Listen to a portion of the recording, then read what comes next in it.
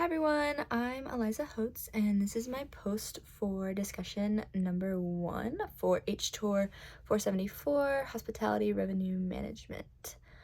So talk about Module 1 a little bit. It was kind of just an intro to hospitality revenue in general. We talked a lot about customer-centric revenue management and how that is kind of pricing the right price to the right customer. So to have a mindset of a customer-centric revenue manager, you have to be a little less focused on the product and service you're offering and more focused on the customer to cater to their needs. The more you get guests to return or buy more products, the more successful your business will be. But you can't get them to come back if you don't first identify that target market. I do agree. I think business is a lot about numbers, and I think it starts there, whether it's cost or profits or revenue or even just the number of heads and beds. I think it all starts with numbers, and without the numbers, you wouldn't have a business. So we can see eventually those numbers do start to tell us a story, and from that story, we can start to develop our business. So when it comes to key performance indicators, as a customer making a hotel reservation, I think the most important KPI is occupancy.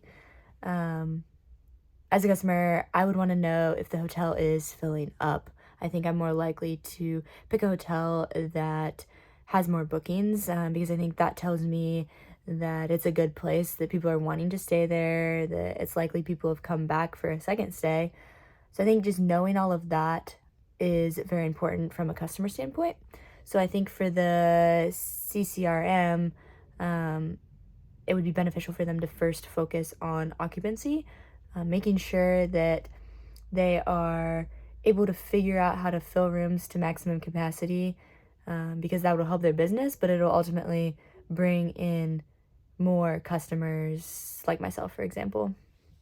And then when it comes to external KPIs, I think now we're seeing a greater demand for hotels again post-pandemic, because people are ready to get out and travel and just experience that again. I think there are a lot of business travelers again too that are in need of hotels.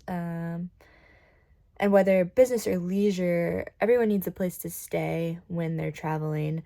So just an example I saw this past summer, for example, I was in Hampton Beach, New Hampshire all summer, and I was there long enough to kind of start to feel like a local in the area. So I would watch lots of vacationers come in, and they were needed places to stay. But I think a lot of the hotels kind of had this constrained supply.